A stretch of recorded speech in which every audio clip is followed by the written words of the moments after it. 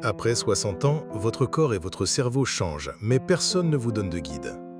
Je suis urologue avec plus de 20 ans d'expérience et j'ai vu comment certaines habitudes autour de la masturbation, même celles qui semblent inoffensives, peuvent affecter la santé des hommes plus âgés d'une manière inattendue.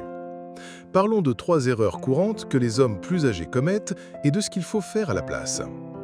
Erreur numéro 1. L'abus de la stimulation numérique. Tout d'abord, le fait de trop dépendre de la stimulation basée sur les écrans.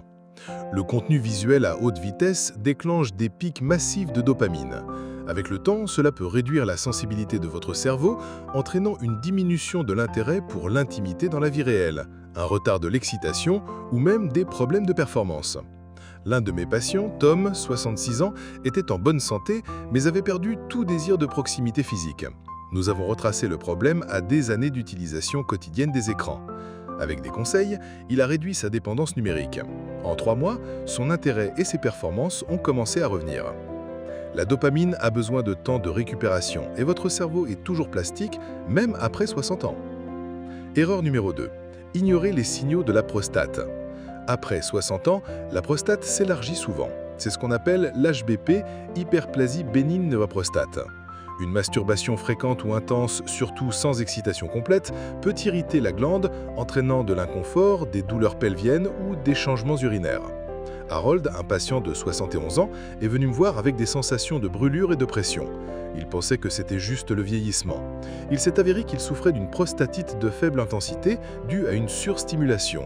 Avec quelques changements de mode de vie, hydratation, relaxation pelvienne, fréquence réduite, ces symptômes se sont atténués.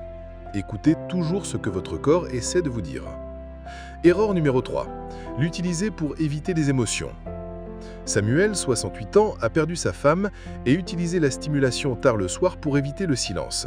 Il me dit « c'est la seule chose qui m'aide à dormir ». Mais il ne dormait pas bien. Il était épuisé, démotivé et triste. Nous avons parlé, je l'ai mis en contact avec un groupe de soutien pour le deuil et il a ajusté son mode de vie. Lentement, il a commencé à guérir émotionnellement et physiquement. Si c'est votre seule méthode pour faire face à cela, ce n'est pas du plaisir, c'est un masque. En conclusion, que pouvez-vous faire? Limitez la stimulation basée sur les écrans. Repérez la douleur, la pression ou les changements et parlez-en à votre médecin. Traitez la solitude ou le deuil, ce n'est pas une faiblesse de demander de l'aide. Faites vérifier vos panneaux hormonaux, en particulier la testostérone et le cortisol. Votre sexualité ne se termine pas avec l'âge, elle évolue. Et lorsque vous traitez votre corps avec soin, il vous le rendra. Rappelez-vous, il n'est jamais trop tard pour se sentir mieux, plus fort et plus connecté. Si vous avez trouvé cela utile, veuillez vous abonner et envisager de le partager avec un ami.